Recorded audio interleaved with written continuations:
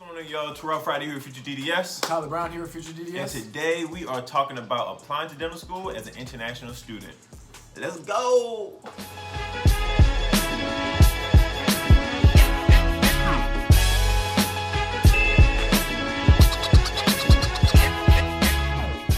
If this is your first time visiting our channel, what Terrell and I do is we basically give tips and advice to pre-dents who are trying to get into school, as well as showing the world what it's like to be a dental student. So if you haven't already, make sure you go ahead and hit the subscribe button below.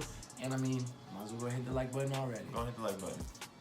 As we said before, we've been getting a lot of interest and a lot of questions from internationally born students as well as internationally trained dentists who are actually practicing, abroad that are looking to come to the States. So we thought it would only be right to really tap in, talk to some of the admissions directors at our school and really figure out what the process is for applying to dental school as an international student, or I guess converting your international license to a license where you can actually practice here in the States. So there are two different paths if you were born outside of the U.S. and you want to come over to the U.S. and become an actual dentist here in the States.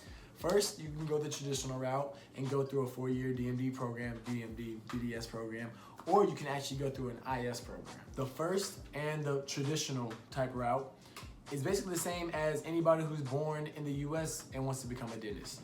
You have to go to a U.S. or a Canadian 4-year accredited school, and then you also have to take the U.S. or the Canadian DAT. So there is a little caveat. Some schools might actually accept foreign degrees, but you have to do your deep research. You have to contact the people and really see which schools will actually accept this. Also, foreign students cannot receive financial aid. That's crucial. So they might have to show that they're able to provide the funds in order to actually attend dental school, which can be quite expensive. Now we went through the first, step or first path to becoming a U.S. dentist, if you're foreign born. We're going to go through the second one, which is actually being an IS student. Yeah. And when I say IS student, you're actually a foreign trained dentist who is accepted into a DMD or a DDS program here in the States. And that's how you kind of gain your license to practice here. So first, again, you have to go through the whole process of becoming a dentist in your home country or wherever you decide to practice in.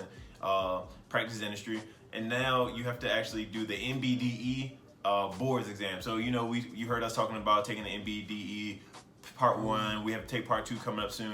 Now they're going to the integrated style, but you have to pass that in order to be eligible to become an IS student. And lastly, you have to take a TOEFL exam, or a test of English as a foreign language, I believe it is, but it's a TOEFL exam. And you have to basically just prove your proficiency with the language so you can, I imagine, make treatment plans and easily communicate with the predominant, the main language for who, your predominant patients will be here in the States. So on top of that, you have to, once you actually become a U.S. citizen, and a lot of schools actually require you to show that you are a U.S. citizen, a permanent U.S. resident at least.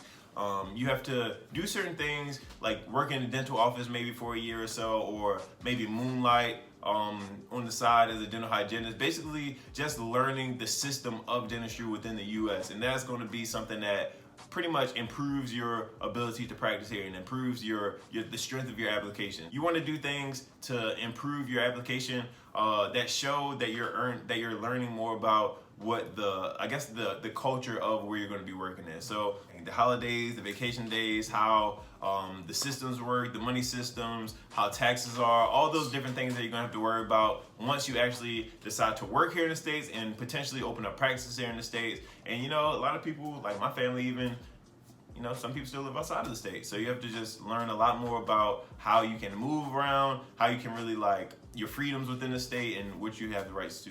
I don't really know which one's more tedious, we're in dental school here, so I feel like the DMD, the 4 years is more tedious here. But I think there's a lot of just minutia with the other route. I don't know, it's a lot. You hear that? Minutia.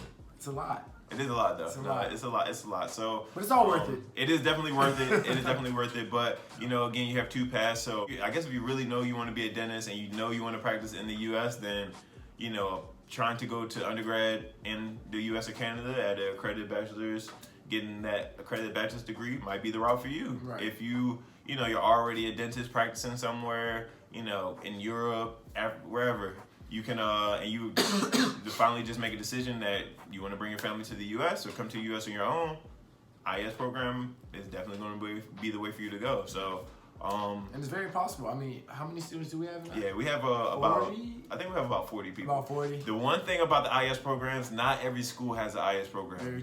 There are only a few IS programs spread out across the country. So you would definitely have to do your research and figure out which schools have IS programs, which schools require you to actually have previous dental history experience within the states, which schools actually, you know, what scores they're looking for on your boards, what scores they're looking for in your TOEFL exams, and, you know, just kind of get a gauge of which schools are going to be good for you. I mean, but also I wanted to make a quick little note. Yeah. As far as being interested about the integration of IS students and, I guess, U.S. native students, we love the IS students. Oh, yeah, definitely. Because they literally help us. Yeah. What? Did we just become best friends? Yep. Because a lot of them know exactly what they're doing because they were already, like you said, trained dentists from their country. So they come here, and granted, they're going through all these classes, but I mean, they're knocking out these classes because they literally know exactly what we're talking about, or the teachers are talking to us about. So they help us study as well as while we're actually in clinic. Treatment plan. Awesome. Yeah. So like, don't ever feel like you won't feel welcome or whatever it may be, because literally, I mean, we can speak for ourselves. Open arms. Open arms. Literally. Yep, definitely. Two things. You know, the DMD DDS program is 4 years for most places. I think UOP is the only place that has a 3-year program. For the IS students, they actually join at our school. Yeah, so it's at the end of the second year. So it's really like a 2-year program. It's really mostly clinical procedures, and then your license exam here in the state. That's pretty much like a 2.5 year program. Condensed year. Yeah, it's definitely a more condensed program. So I guess that all the work that you do in your home country actually does pay off at the end of the day. So you know, you save a lot of money. Definitely. I think that's gonna be it for this episode of FutureDDS. I hope you guys learned a lot. I hope this was definitely helpful, and a lot of people have been asking for this video. So we definitely went out, did a lot of the research for you. But if you have any more questions about IS, about applying as an international student, something maybe we missed, definitely, you know, add it down to the comments. We'll get back to you as soon as we can, try to get an answer for you. If it's something more personal, you can head over to Instagram, follow us at _FutureDDS, send us a DM there, and we can answer your questions there. We can start talking on that forum as well. But other than that, make sure you hit that subscribe button, the like button, and the notification bell so you know whenever we post new content. But it's gonna be it for this week. That's it. All right. See you guys next week.